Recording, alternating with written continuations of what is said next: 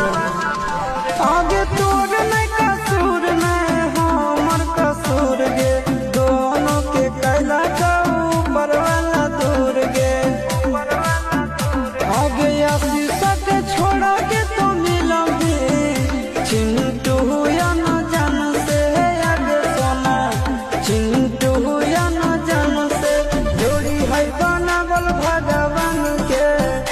दोस्त न है इंसान के आगे सोना दोस्त न है